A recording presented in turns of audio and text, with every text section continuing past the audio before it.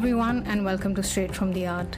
I am Shreya and I will be your host for these episodes. Straight from the Art is a platform that I've been meaning to do since a while, where we will bring to you photographers and artists from India and around the world. We will have conversations about their journeys, their inspirations, the tools they use, and we hope to showcase some of their work.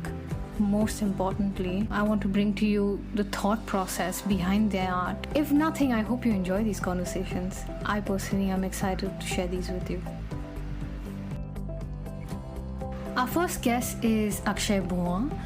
Akshay is an Indian artist currently based out of London, shuttling between London, New York, and New Delhi. His work is focused on the intimate study of trauma and memory. He has actually studied at ICP New York and worked with Magnum Photos in London. Today we will talk about his latest work, Relapse, New York, which is his reflection of the New York subway. We start with his presentation that has few photos from the book, and then play back the conversation we had on Instagram Live. Hope you enjoy it.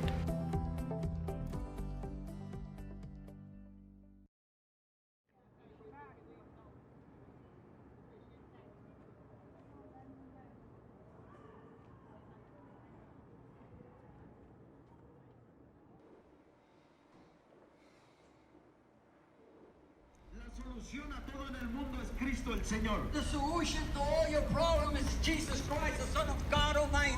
Jesucristo vino para que tengas vida y tengas en abundancia. Jesus came so that you may have life and have life more abundantly. La Biblia dice que Jesucristo vino a exhibir públicamente a Satanás y sus ángeles. Oh, the Bible says that Jesus came, hallelujah, to destroy the works of Satan. Esto quiere decir que el diablo operaba en lo oculto. This means that Satan operated in the darkness and in the occult. Y hoy en día el diablo sigue operando en lo oculto. And Satan continues to work in the occult and in the darkness. Pero para los hijos de Dios, but to the sons of God, todas las cosas son manifiestas. all the things are shown and manifested in the light of Jesus. Y conocemos And we know, al que está detrás de todo lo malo. and we know that behind all evil and all sin, Satan is there. El príncipe de este mundo, The God of this world, the prince of this world, que vino a destruir las familias, came to destroy the families, que vino a destruir las almas, who came to destroy the family, que vino a destruir las who vidas. came to destroy the soul. Y nosotros podemos hacerle frente al enemigo And we could do the same thing against the enemies. con la palabra de Dios. So the might of the Holy Word of God. Jesucristo es el Señor. Jesus is the Lord. Jesucristo vino para dar vida y vida en abundancia. Jesus came to give life and life more abundantly. Jesucristo vino a quitar las cadenas del enemigo. Jesus came to break the chains of Satan. Vino a salvar los que vivían en oscuridad. He came to save those who walked in darkness. Vino a tener misericordia de todo aquel que escuche la palabra de Dios. He came to have mercy against those, hallelujah, who listen to the word of God. Porque el propósito de que Jesucristo viniera al mundo The purpose why Christ came into this world fue para salvar al mundo entero. is to save the whole world. Ya que el pecado había...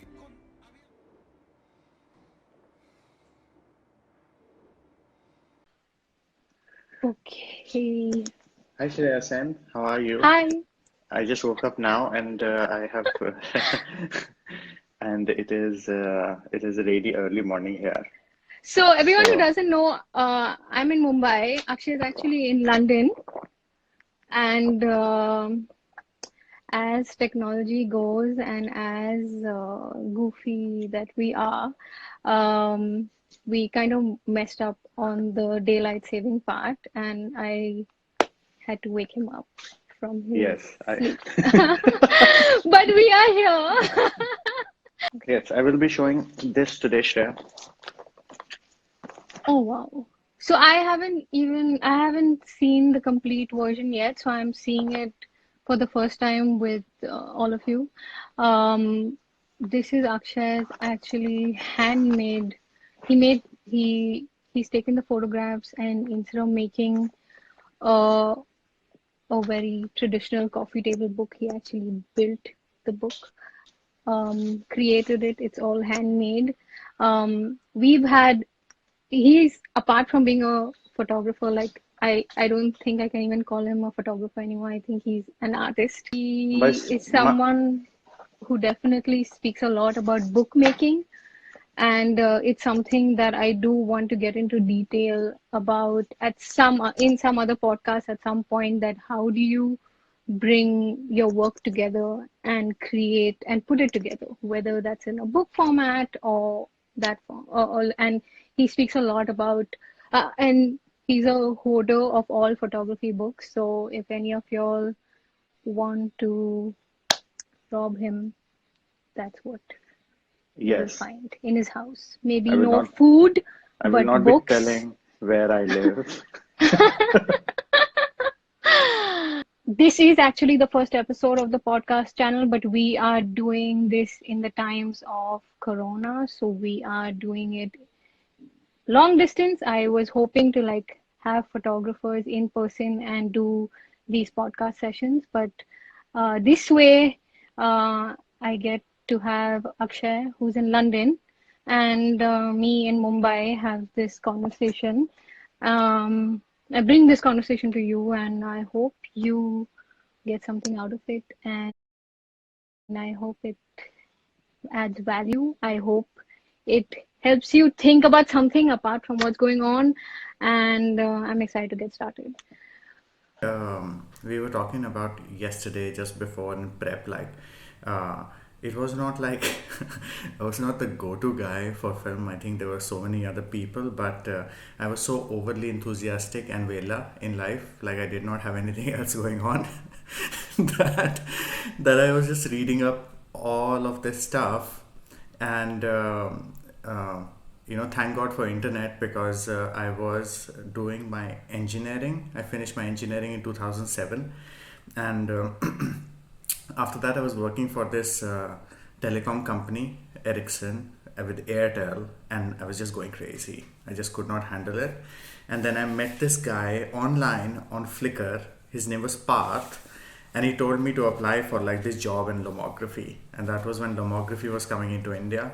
And it just happened that they gave me like the most perfect job, where you had unlimited film, you had unlimited cameras, you could shoot whatever you want, you had to just go out and meet people, and Parth was like the best boss ever. I had so much freedom, and I really enjoyed my time in Lom. So that's how I got into the entire photography scene. Before that, I was a very garib photographer, like just doing just doing random jobs and not even shooting weddings so much, because obviously I was not talking to anybody. But I was doing um, some work with artists, like other artists, like performers or dancers or singers. I was photographing them mostly. That's how I was making my money. Um, and yeah, so that's how I started. Okay, great. Let's just get to your book, and then we'll keep coming back to parts of your journey which I want to bring up. I know he says it really casually, but even when he started off, I just want to bring to everyone's notice he used to carry a book. I know he still has it. He won't show it to you. He writes down, he takes an image and he used to write down every setting, every every like every control setting of the camera in that book. He always had a camera on him, and his work. I think if you check his website, he also used to run a website called Constellation Cafe, which was. Am I getting that right? Yeah. Which has amazing content, guys. So do check that out. I'm gonna skip to your current project, Yeah, which is your. I can tell you that after Lomo, going to all of these places has really changed the way I look at things. I think, uh, like if I was in the space that I was in India like 5 years ago, I would have not made this work. Um, but I can tell you exactly how does it operate and things like that, and maybe we can come back to how it's changed thinking about photography. But basically, like, this is a concept piece. It was never designed as a production book. Um, it's very big and bulky, and like this is just the outer shell of it because I needed something to transport it originally, but it kind of became like signature. Now it just goes everywhere in this box, and inside So before you is take out the form, can yeah. you just talk to everyone what about the book? What is the concept of the book, and Yeah. how long it took you to photograph the content for it? So I was making books early on. Like I think, luckily we have in India one of some of the really good cinematic photographic work has been built on like very strong narration. It comes from like just in the top of my head, like Satyajit Ray and Dayanita Singh, they have done like really amazing work with like narrative structures. Uh, and when I was in India, I was looking at a lot of Dayanita's work and also a lot of cinema. Um, and I think that like narrative is like a really strong part of like our culture. So I think that I don't know if how many of you have seen, but this Indian photographer Sorab Hura has also come out with his new book, The Coast, and Yeah. the narrative structure of even that is very interesting. So I think that is just like something within us, and also I think because we love cinema so much, it just comes inherently. So I went to New York in 2014, like late 2014, and I had this assignment from a professor. Her name was Suzanne Opton, and she's a portrait photographer. And she was telling us to take portraits of people and then describe it and not show the picture anymore. So that was the assignment, and I was taking pictures on the subway.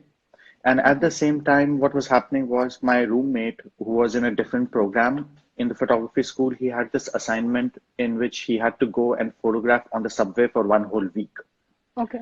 as a street photographer style. So, like taking both the things together, I was also taking pictures on the train, but unlike an assignment, he stopped and he just went on to do other stuff, and I just kept on taking pictures because the subway was very interesting. There was a lot of stuff happening. Also, the New York subway was going everywhere. Like within the city, it was like a very central part of like living in the city. And it was also like the lighting in the trains was very cinematic. Okay. So automatically. And I wanted to take pictures, and I tried taking pictures with a bigger camera. I have like a Hexar film camera. It's like this big, and sort of like a point and shoot camera, but it was still like too visible, too exposed, and Okay. people were like acting sort of awkward in front of the camera. And Okay. so I started shooting with my cell phone. So Can you, so I do want you to like emphasize which cell phone you used to shoot this project, because I was blown. Like when I saw the photos, I'm like, I cannot believe. Please they're all mention. they're all like iPhone 6, which I took from my dad. I don't think so that He is the has, problem with the iPhone. I mean, iPhone 6 is a pretty good phone, pretty good camera. yeah. Yeah, and if you remember, this is the same time when Apple was coming out with like this latest camera where you could make like really big images. And Hmm. actually, technically, it is possible to make those size prints with very basic cameras. So, Okay. like, um, I have printed pictures from this iPhone at 4 feet by 5 feet. Okay. Yeah, they're Like, like massive prints. okay. Okay. And um, and I'll tell you what I did with it later. I like they were used for a collaboration with a graffiti artist in New York. Okay. Okay. So, but so yeah, I shot with an iPhone. I shot for about 4 years. They were in total. I think we came down to about 4,800 or like about 5,000 pictures. Many of them were like rejected, and then I made a smaller set of about uh, 450 images. Okay. And the 450 images, along with like, I use some structural methodologies here, which I'll show you inside, like using different like two kinds of paper, and totally it became like a 500-page book, which Okay. is now looks like that. Okay. And this is So, all iPhone. and you did the culling for the images to select from the 5,000, how many images are there in this culling book? In total, there are 500 pages now. Okay. So you Yes. selected, so was that process, Yes, very long and painful process. And I remember one of my friend who was studying photo editing and like design in Germany. He was like, "It's very hard, बहुत hard, नहीं होगा ये. Like it is very hard to do." Like so were there any themes on the, I mean, New York subway that you were, like when I've seen the book, I mean, we've discussed about this, that you asked me, just tell me how you feel when you go through the book. And I said, I feel disturbed. And I feel almost dejected and hopeless. And you said, great. yeah. That's how I that's how I want you to feel. And I think though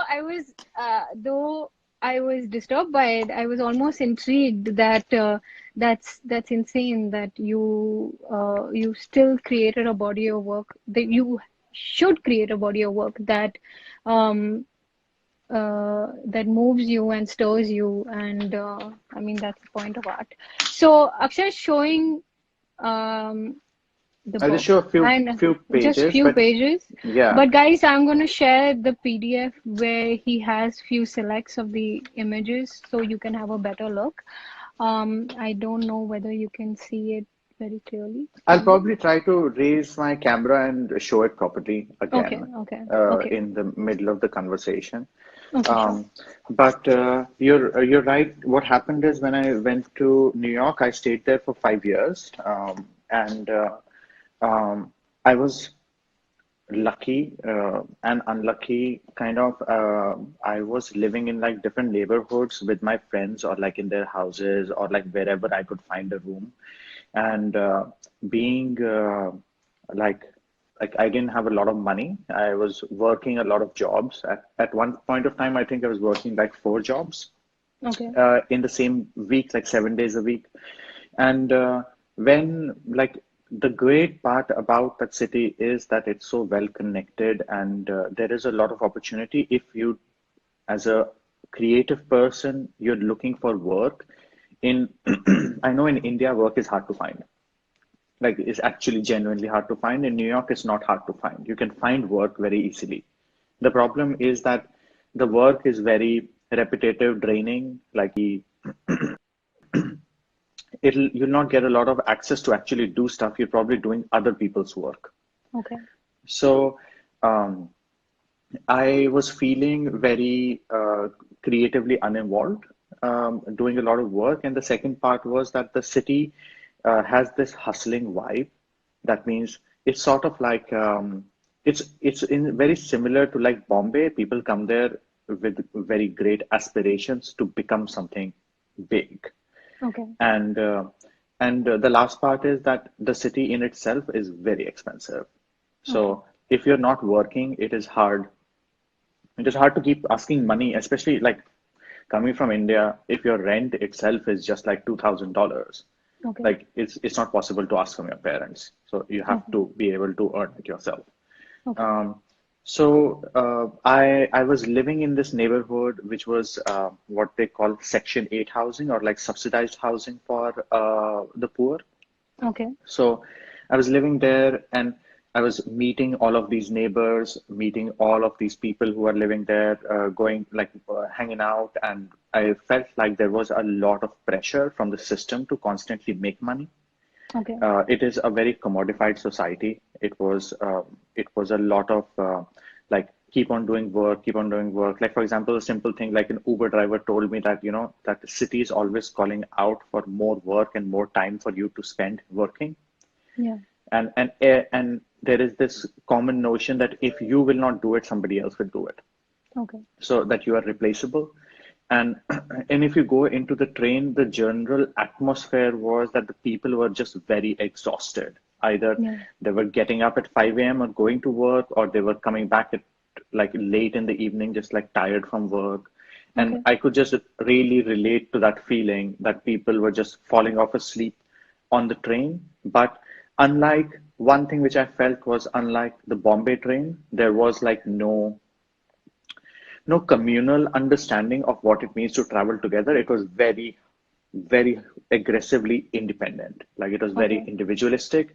So Okay. people were like, all of the people were like, they are there in that space, but they're not necessarily there as a community. They're there as an individual. And Okay. that produces for a very interesting dynamic Okay. because that is something which I had not seen before. Like in Okay. India, whenever you go somewhere, like you go as a community. If you're in a train, you know that this entire train is going somewhere, right? You kind of Yeah. share this sentiment. Whereas there, it is like I am going there, I don't care about you. So it was Okay. very hyper aggressive capitalism, Mm-hmm. and I wanted to also understand like what does it mean to make art in this hyper capitalist space, which Mm-hmm. is very interesting, but is also like very aggressive. Okay. Um, and I also wanted to resolve my relationship with New York City. Okay. Like, how do I feel about it? And when I made this, I felt like it really represents this love-hate kind of a thing I have with the city. Okay. And I also wanted it to look like it has emerged out of the subway. Like, somebody just threw this book out in one of the tunnels and you just pulled it out. Yeah. I wanted it to have that sort of a texture, and so it's basically made up of cardboard, which I picked up from the trash. Everything Okay. is like recovered. This is gaffer tape, Okay. like a heavy duty gaff tape. There was all of this is insulation tape, which I both got from the hardware store nearby. Like Okay. these rings are also from the hardware store, Okay. and everything is bound just like in a simple ring system. Like the entire binding is just made by me. So Okay. like this is just a piece of cardboard which is covered with insulation tape. Like it is, um, it's meant to be very similar. What happened is, I think back in the day, these two Italian designers, they came and they did the design manual for the MTA subway. And Okay. this binding system is inspired by that original binder. It Okay. also has rings like this. Okay. Okay. And I'm guessing the cover is inspired by New York graffiti, which is there all over the New York subway. Yes, so it's actually not so much on the subway, it's more in the physical landscape of the city, Okay. like the Okay. graffiti scene. But yeah, so I started to this is during my years there, I was also putting around stickers in the city. I also wanted to be hipster. So so I was making these Maharaja Patiala stickers and sticking them everywhere. And so I also was like sometimes writing. But the most interesting part is that once on the subway, I found that somebody had scratched into the plastic saying, I have relapsed, but I have not told my family. Okay. Right. And that's where the title comes from. Okay. Okay. Because I felt like we had this constant drug user style relationship with the city. Like you hate it, but you also know that you love it because it's so good in terms of its pleasure of, instant gratification, which is coming there. So, Okay. and like the whole vibe I of New York. So actually that's why it's didn't. a relapse. Okay, I actually didn't know the reason for the title of your book, so I think that was the first time I heard that. Okay, Yes. and so I mean, even the images are very dark and gloomy, low key, as people call it. Um, did you edit it on your phone itself, or were you editing on Lightroom, Photoshop, or was there a style of editing you kept in mind, or what was your process of thinking? Means your thinking process while Well, creating it in the first place. I wanted to make sure that yeah, I'll try to show you um, hmm, let me just try to show you the cover a little bit if I can. Boom. Okay. So I you have to can make it see vertical. the images a lot better now. Okay. Oh, Yes, sorry, people. I should have turned it around back. No, it's okay. Um, these are all shot on the phone and edited on the phone. I was using. Remember the times when VSCO used to be free and nobody Yes, had to pay any subscription fee? correct. Yes, this is that good. That good. This is that good time. Okay. So everything was just done on VSCO, Can you and I hold love that love. image? I love that image with the man. Yeah. So this is like Uh, how close were you standing? Were you oh, cropping? I I Like go it must be really close, scary. Shreya. Like, Like really, really close. I'll show you. Um, can you and show that image too? Yeah. wait, like you can see how close I am. I just literally get into people's faces. Is because um, I don't know how many of you are interested in like the whole history of photography here, but there was this incredible American photographer. His name was Walker Evans. Okay. And Walker Evans, back in the day, I was hiding, imagine like almost like a brownie camera inside his jacket to take pictures, Okay. right? This I'm is not like checking. I'm gonna check 19, him. Okay. like maybe 1930 or something like that. And Mm-hmm. he was taking a lot of pictures on the subway with a hidden camera. And nowadays, everybody just has like a cell phone. So it is just so easy. It was taught to me by a street photographer friend who lives in Cambridge, and he just walks around and just like shoots pictures with like his small camera all the time. So I just started doing that, and it's just so good. Okay, we have a question where I find it difficult. This is from, wait 1 minute. Oh, from Sam and Ekta. Hi, Sam and Ekta. Oh yeah, As someone from the, I almost got caught. Yeah, do you want to read that, Shreya? Sorry. sorry, so Sam and Ekta asking, as someone from the Indian subcontinent, I find it difficult to get close to people in America and Europe. Fully comfortable in Southeast Asia. Have you faced any troubles in NYC? I mean, there, like, privacy is a huge issue in the Western world. So, yeah, I would want to know that too. Like, how do you deal with being literally in people's faces? And I mean, I suffer from severe anxiety shooting street. So, I would really want to know how, like, you went about it.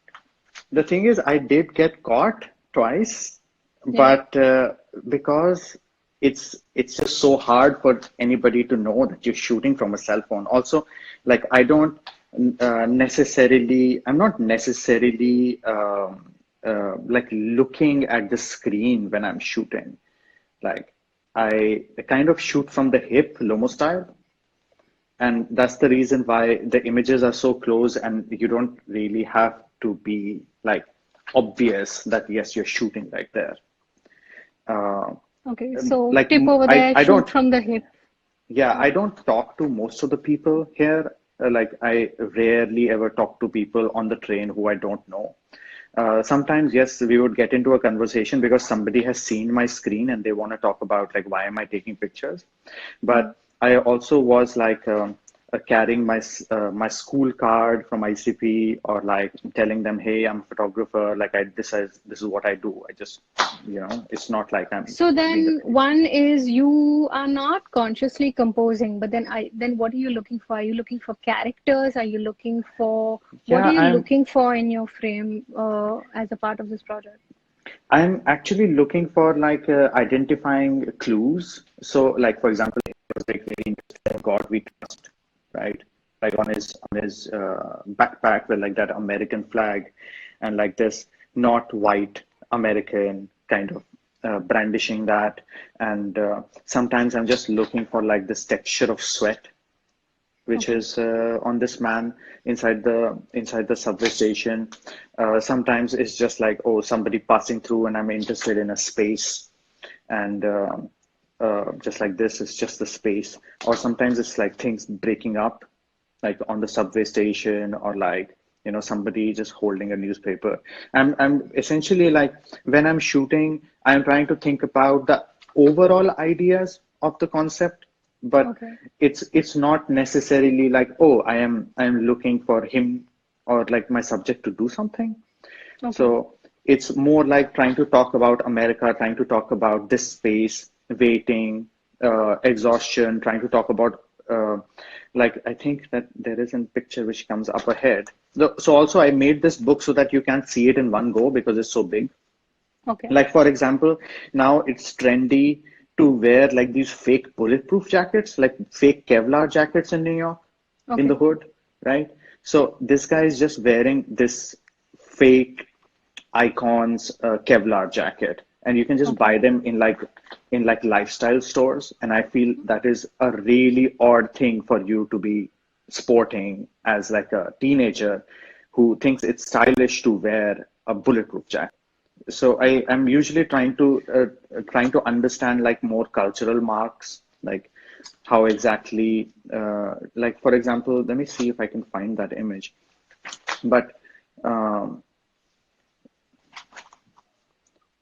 like and also like at the same time I also try to write on top of the images because there is a lot of stuff which I want to talk about which doesn't necessarily get shown. Okay. Because like obviously I would like the audience or the reader to also know about why exactly is this image put there and not just for the sake of being put there. When you were in India, you were shooting with film, and film is fairly a very,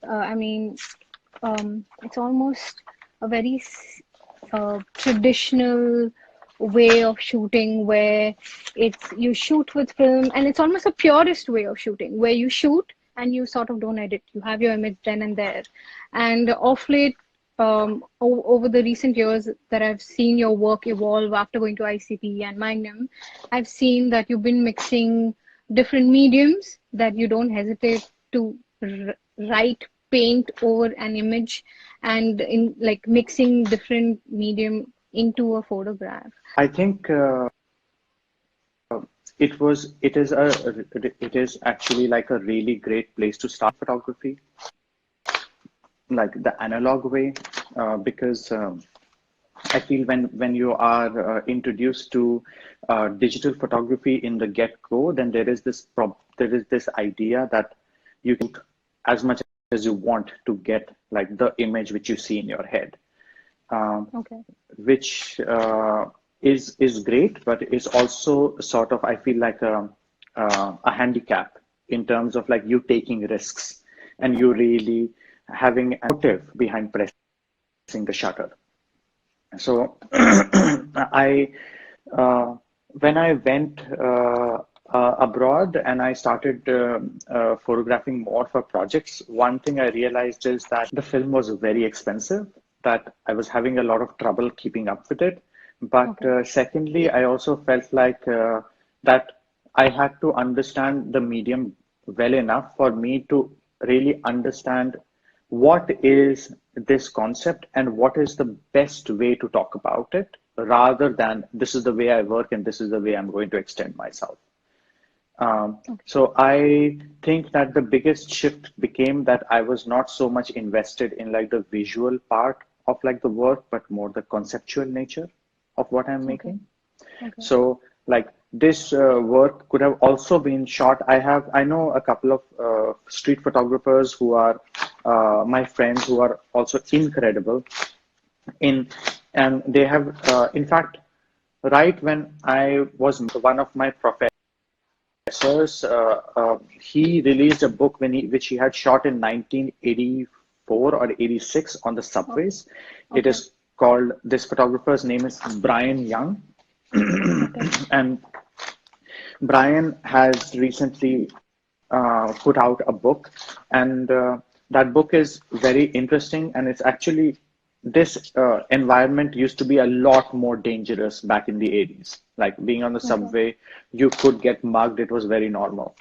But my thought process was I was trying to think about like what does it mean today that we are in this culture, like we are hustling so much, we are producing so much content, like how exactly does it affect photography, and also like what is the point of me adding one more book to this general pool of photographic books, right? Okay. So I am trying to think of more like ideas like, okay, if I have to decommodify it, and if I have to just allow just anybody to be able to access this idea, so can you just take this concept and like, how can I make everybody do it? Like, like the ideas which go through the book are very political also. Okay. So I am trying to use methodologies which everybody has access to. That means that if you have a cell phone, you can shoot it. These are all printed on a Xerox machine. All the images are printed on a Xerox machine. There's no fancy printing.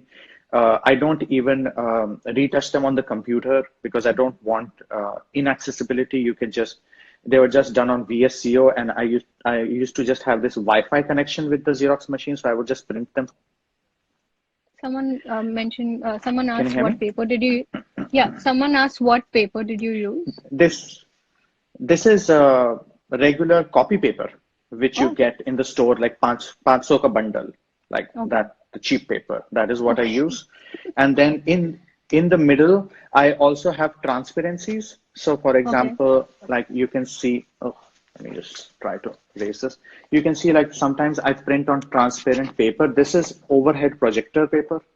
Okay. It is also you get like in packs of 100, and Okay. you can also put this through like a regular machine. So I sometimes print images on it because I Okay. wanted to talk about the idea of like people upon people, layer upon layer of structures, and like trying to build this vertical structure which is reminiscent of like these tall buildings in New York, Okay. like one Oh, upon the okay. other. Okay. Yeah. So, but all of this, and sometimes in the middle of the images, you will see that there is a rat which comes. Like I photograph different rats and they just appear randomly in the subway. A So, rack? Rat. yeah. Okay. Okay. Oh my God. Okay. Yeah. So they come in different places, not necessarily um, made out in any sort Reasons I wanted Akshay to talk about this book is because, in a way, the concept is sort of anti-capitalism, where we think that we need the best cameras or we need money, funding, and to make multiple copies of a book to really get our work out there. But one of the reasons I love like his concept is because one, the book is really difficult to get through because the ideas of isolation and all hit you really deep down there. And but the way he created it, like the book, every aspect of the book stands for that concept, whether it's the binding, whether it's the choice of paper, whether it's the cover, mode of used. So what are you? Yeah. I just like that picture very much, I thought. So like I just really want to draw attention to that. Sometimes it's more important to come up with a concept and like put it together and put it out there, and then it becomes a piece of art. One of the Well, key, can I tell everyone one of the key parts of this book, which yeah. I am like it really, but I know it's the right thing too. So Akshay's, because it stands for sort of anti-capitalism, he is going to destroy the book. Right? Yes, so I think it was supposed to be crushed in a show in July in New York. I don't know if the show is postponed now because of the virus situation. But I was just going to film it being destroyed by 500 tons of weight on top of it. That is about the same weight as a New York subway train. An entire train is about Okay. 490 tons. So I Okay. calculated and I found a machine to destroy it with 500 tons. And what happens is like the book explodes Okay. and it just becomes, as I explain it, like it becomes a sculpture representing this idea, and which you understand even without looking at a single picture. That was the thought, Okay. that how can photography be like this entire narrative of 500 images be seen in like one flash, Okay. and by destroying the book, I think I will arrive at some sort of a sculptural form which just tells you that immediately. And but people can access it. Like there is a video out there of each page of the book. Yes, so The, I have not posted that video, but yeah, yes, yeah. there is a video of the entire book, and also there are independent pictures. Okay, So, like I shared with you a PDF of all the pictures of the entire book, and okay, then I'm going to film the destruction because that is the juicy part, you know. okay. It's going to give me. I was trying to convince him that just give me the book, just give it to me. He's like, no, But it doesn't work somebody like that. asked a question: Yeah. is how do we project the work in a digital way? Is Instagram a good idea, or a book version, or digital way? I think this is this is what Shreya was saying earlier, that uh, that it really, like, I think that we have already surpassed the concept of like photography for the sake of photography. I think that has really gone by. Like, that time does not exist anymore. Now, it is really important for us to try to understand why are we making the pictures, and uh, if the concept works in a digital way, then it should be made digitally, and if it doesn't, it doesn't, right? But there are ways to port something from one medium to another, and this is a really great exercise. Any of you can do it if you really want to. Make cards, like just like playing card size slips, and write different mediums on it. Like, write movie, blog post, podcast. Maybe you will write, installation. Maybe you will write a VR piece or whatever. Like, choose like these different ideas and put them face down, like in a random order, and then try to create a log line for your work. One line which describes the entire project. Um, and then maybe best way is that you sit with your friends and then you give the log line to everybody so that they understand the project and they know the project because you have introduced it. And then you ask other people with you to think of like, how would I take this idea and port it into like this different medium, and you get sometimes incredible results. Like, this is an exercise which I learned from like a Magnum workshop. uh, for like, I got selected for like an older project which kind of inspired this project right now, and they had this workshop with this exercise, and it is very helpful. So thinking about how to get your work out there beyond a conventional manner, beyond a conventional format, like is is important, and that structure itself can become a piece of art. I mean, thank you for sharing that. I mean, I'm gonna try that too. in 19 in 1960, there was like this movement which is called post minimalism in America, Okay. like this Okay. big art movement, right? And this art movement had this concept that you have to focus on like the materiality and the nature of the material itself having inherent artistic qualities, right? Okay. So, like, there are some incredible artists who came out of it, but one of the key features of like minimalism and minimalism was that you use materials which are immediately available to you, Okay. like as a consumer, like not special material. So I wanted to try out this idea that how do I make something which is off the earth there, right?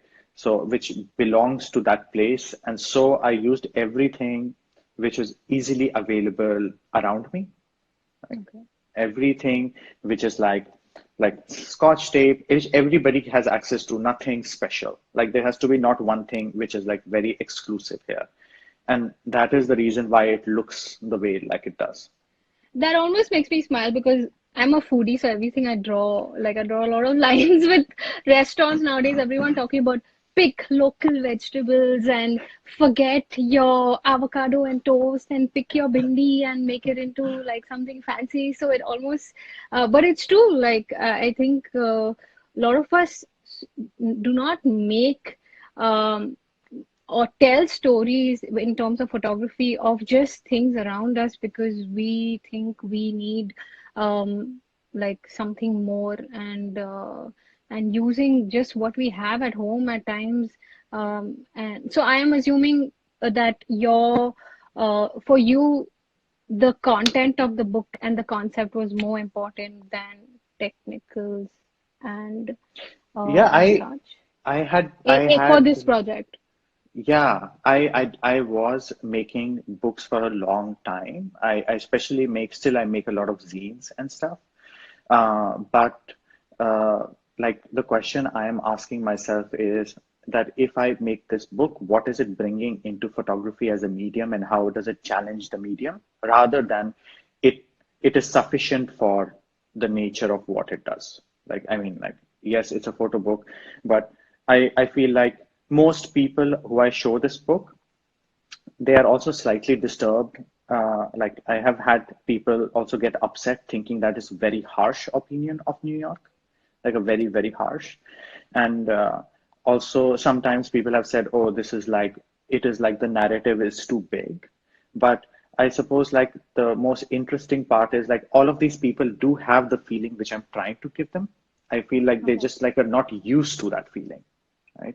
Yeah. So I guess many times when we're shooting around us, we might not be used to what we are seeing, or we might not even like it, but that doesn't make it any less important if you are Okay. curious about it. Okay. It could be anything, right? And um, does that answer the question? I don't even know. Yeah. Yeah, I think it does. It does. I There think is a someone, question. can you share a Yeah, story? Let's do some storytelling. Like yeah. anything Uh, where you got into trouble and an incident I or do have a picture. I got into trouble twice. Once thank you, Anupa, for asking that. this Jewish lady caught me because she was thinking that I am taking pictures, and I think she's staring at me within that picture. I have to try to find it. And then there was these two boys in the train. They wanted to ask me that, oh, like, what are you taking pictures of? And if I took a picture of them, you can get out of almost any situation just being calm and telling them, hey, like, I am just like a tourist. Like, obviously, I don't look American, neither do I talk like an American person. So it's easier for me to get away. And I But can just say, then, oh, like, have you deleted images saying no, because never. people were not comfortable? Okay, fine. Okay. No, no. I never delete pictures. I never show my phone to anyone. I'm not trying to get into their face. I will usually just tell them, hey, I'm just a tourist. I also go to the school. You look so beautiful and interesting. And I love whatever I'm noticing about them. Like, I love your beard or whatever. And I was just taking a picture because you're such an incredible person. Like, I think like sometimes people see me like this is a picture I was taking of like this boy and this girl, and I think he saw me, but like also, everybody's using the phone on the train. Like, how do you know who's taking a picture of you, and how do you know who's not, right? Like, Okay. just be like smooth about it, I guess. Oh, okay. But I don't think also your book is not representing anyone in a negative way, which is a conversation that is going on globally of misrepresentation or like Yeah, so I guess I yeah. like to think of them as like fuzzy narratives, like just things happening around you. It's not really about a deep representation. I'm not trying to say something about them, like, oh, I like Yeah. that picture very much.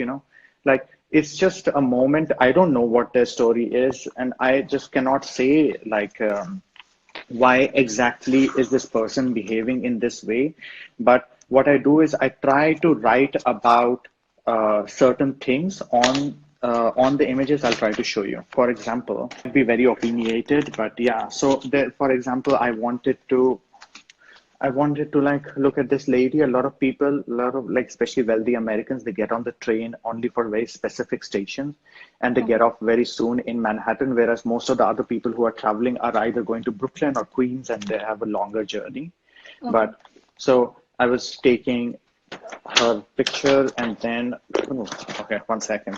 Let me just work through this. And then there is a rat which comes, right? Okay. And on the Yeah. other side it says little favela, or like a little Little. slum, little Okay. favela. Okay. Yeah, which is in Spanish, and then this rat also goes the other way, right on her face. But I mean, I'm not trying to say that she is a person like that, or like, or it's much more I think a commentary on the city itself. Like Okay. she is there and like wearing all this pristine white in this very dark space, and I wanted to just contrast it with the rats. Or for example, like this is a picture of like this girl sitting on the subway, That's right? one of my favorite And photos. Yeah. it says on top, "No credit check in the house of our Lord." So these are texts which I sometimes make in relationship with like things which are happening outside. So like for example, whenever there are a lot of stores you go to, like really cheap stores, and they're like, oh, there will be no credit check if you come here and if you buy from Okay. here, because credit is like a really big thing in America, Okay. like having a Yeah. credit score. And so and church is a really big part of the community there, especially the poor communities. Just in my block in Brooklyn, I think there were at least 6 to 7 churches in one block. Okay. So that's why the book has a lot of imagery of religious imagery too. Yes, and also like it has a lot of text which I steal from like either conversations I hear online, or the stuff, music, or like stuff which I read somewhere. Like for example, like I found this lady. She was in the Bronx, just like again like wearing pristine white, a Okay. very Rajinikanth style. Love it, Okay. right?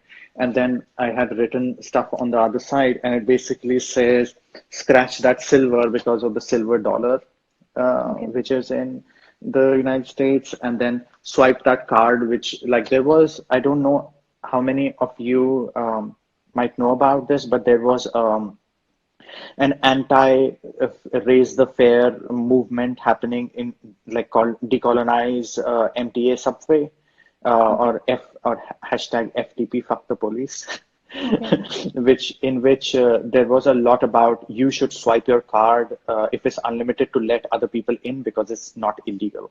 It's very much possible to use this all brilliant technology, but it's also super okay to like just use the worst, shittiest camera. Like there is a camera called KB13, which is 500 rupees in the market, and with that you can produce prints as big as this wall.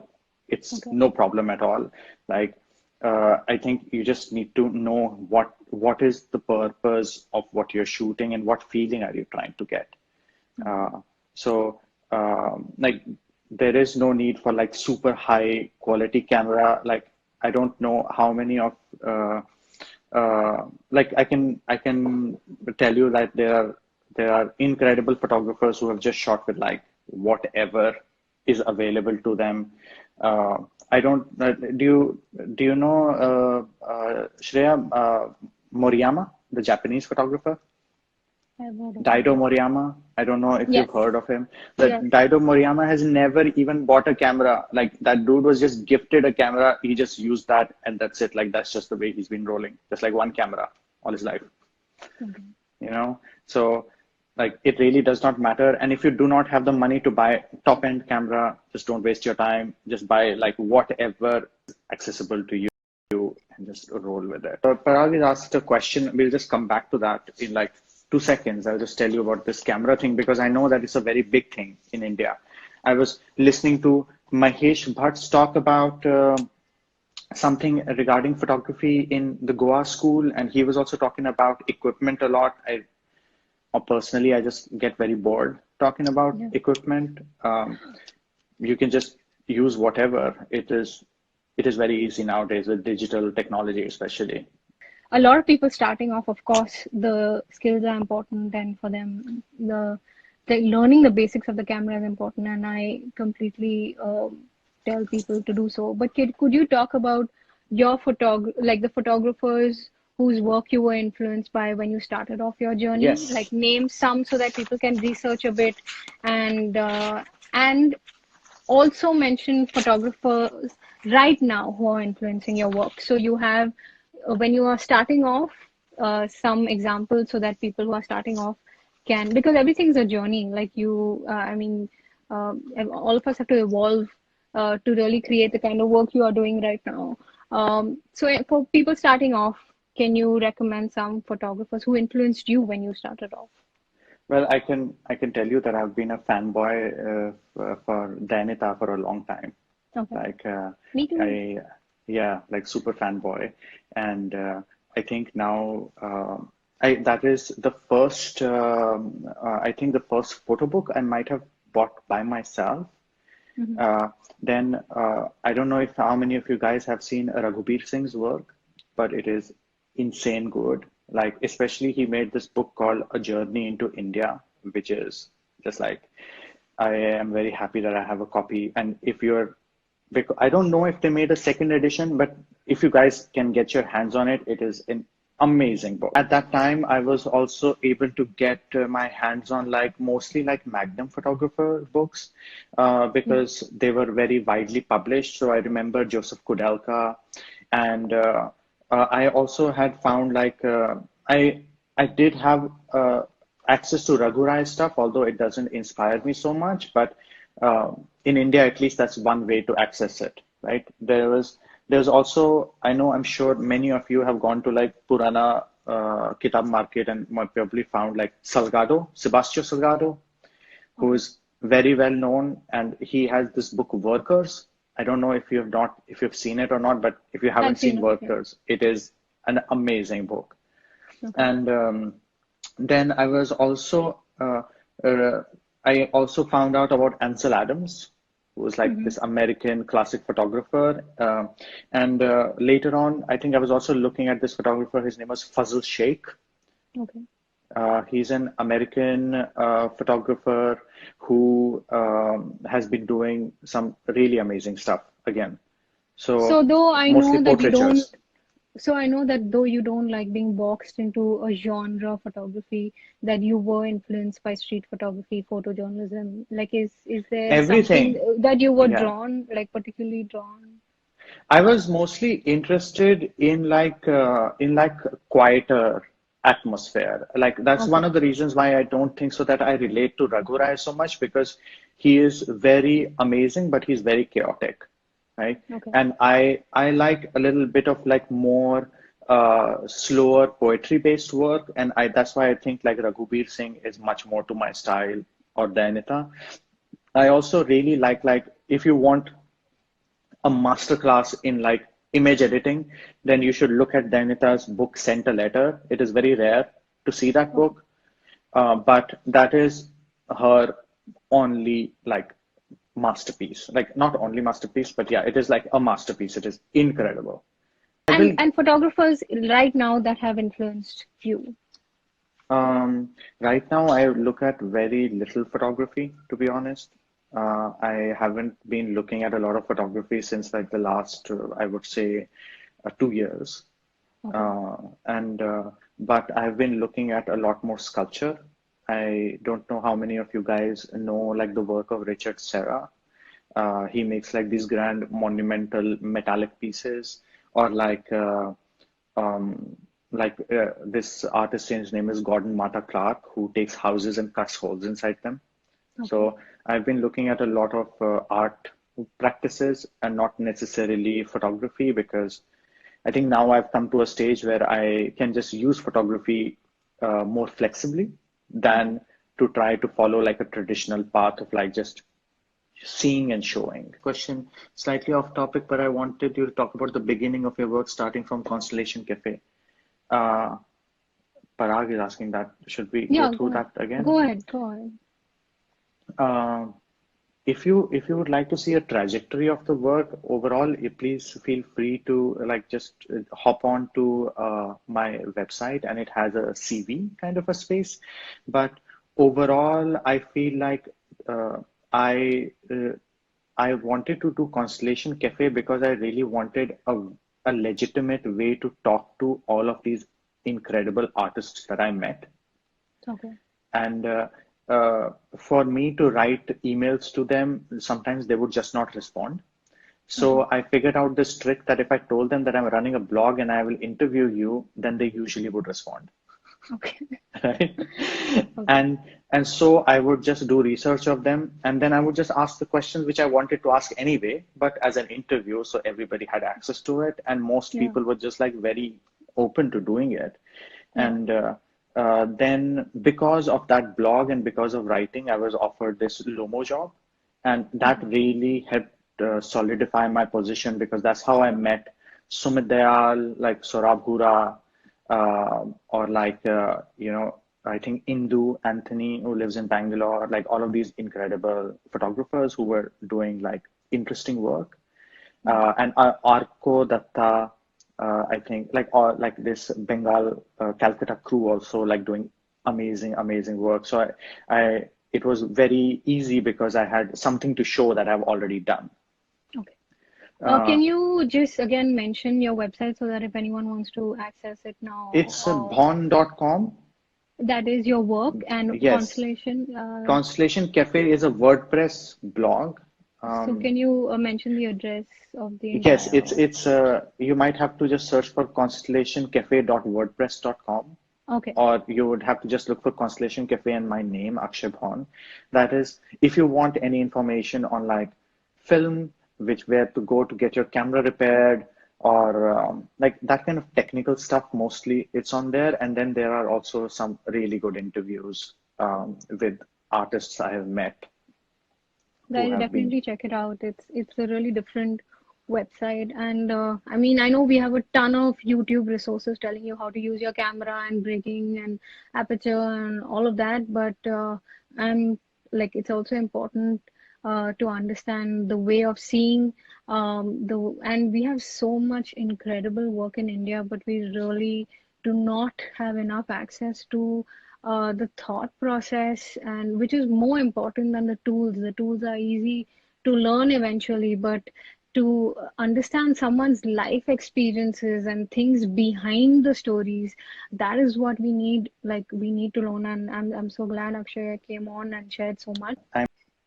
Yeah, somebody, Gokul Burman asked framing or lighting, which is more important. Just like I don't think so that there is a competition there. It needs to be together, right? So maybe you can like, if it flows, right? It doesn't matter if it was good framing or good lighting. You should just feel it, I suppose. That would be like, is that even possible to say, Shreya? I don't know whether we talk about enough that what do you want to say with the image? Like, what do you want someone to feel with the image? If you see his images, he wants that sense of dread and isolation. So that's why, like, he's picking, like, almost, like, I think you're exposing for the highlights. So, and Yeah, everything else is black. And the image is edited in a more darkened way. So he is picking, but that it's not done in that very conscious way of, but of course that comes at a later part in your journey where it just becomes very intuitive. But it definitely helps when you, in your head, you're clear that what is it I want to show, what is it I want my audience to feel by looking at my images, and that will guide you in picking the kind of controls on your camera, and whether you want to pick composition over content, or content over composition, or lighting over, I mean, you'll figure the permutation combination required to tell your story. If that helps. It does. Like, Shreya, what happened was that I was living in this is probably the last story I will tell. I was living in this neighborhood, and there was like this really sweet man who used to run a deli close by. And then we used to go and buy cigarettes and like chips from him all the time. And then one day we went to him, and the store was closed. And we found out like somebody had shot him. There was a robbery in that place. And we found out later that it was somebody, talking to the police, that it was somebody who lived in the building, like somebody who he knew already. Okay. So like when I'm talking about New York, I'm talking about like trying to talk about a lot of things which are actually not okay, which I've never experienced before. But also trying to talk about like just this very, very cinematic city. It's like very cinematic. Like, Okay. where else would you see something like that, Like, that is like one of the Jesus preachers, people, like, it's just like a very weird place to be. It's hyper aggressive and it's very weirdly competitive. And I wanted to talk about that and wanted to talk about things which are just happening. Like, this was written actually in one of the places where I buy a sandwich and a coffee. So they had written not cash refund and cut the T off. Okay. And I basically take from things like that. Like, I take this from like the subway entry point where it says what all coins are allowed and stuff. Were you going somewhere, or you were intentionally going to photograph? Like this was just your This is just way to work, yeah, or how? exactly. Just going to work and coming back. Matlab, Okay. nothing. Like, just maybe I'm going to meet a friend, or like I'm assisting some other photographer and I'm going on a shoot or something, So I will just because the cell phone is always with me. It's not even I Yeah. don't even need to carry a camera, and I will just shoot a lot. It's also great that this new cell phones have like so much data, like so much Okay. space in them that you can store so many pictures. Yeah. It's just like so convenient, and up to like even like the worst of the phones have like such good resolution, and Yeah. just by using your cell phone you can make these prints like really big if you just know how to work them. I think we'll definitely save that from another conversation. I mean, this Huh. has gone endlessly.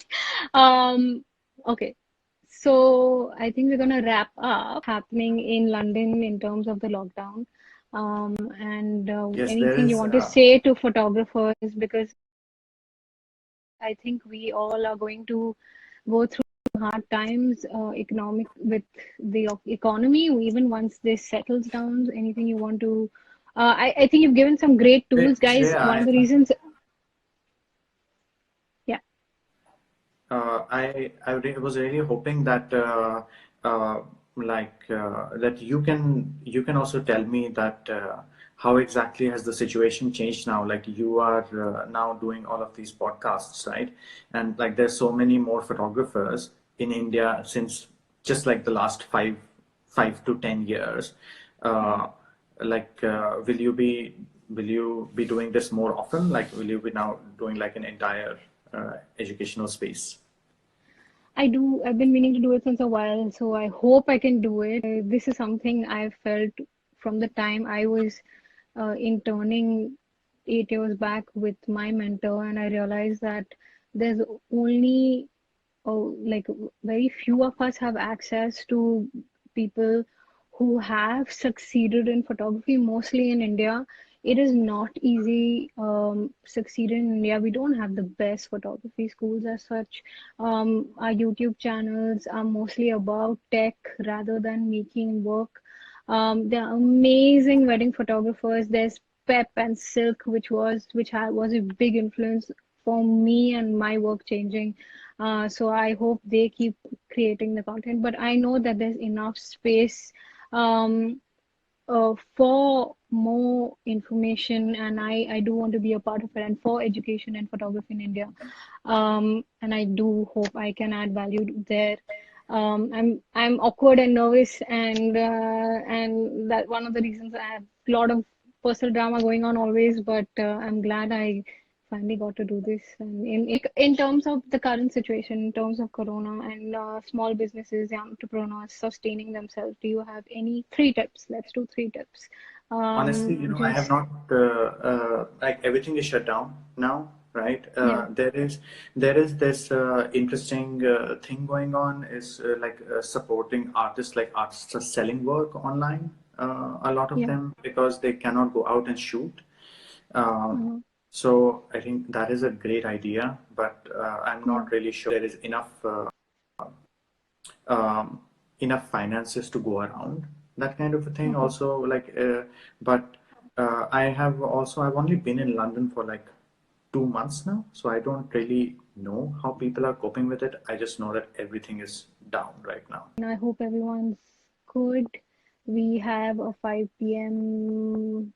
clap which is coming up. So I think we should end the session soon. Thank you, Thank you, Akshay Bhoan. everybody. Thank you, everyone. And yes, thank you, Shreya. And thank you, everybody, for listening to me rambling on in the morning. Yes, thank you for us rambling. And I guess as we keep going, it will be more structured, it will be more organized, and I hope you enjoyed that. Thank you. Bye. Ciao, ciao. Bye. Be safe. Bye, guys.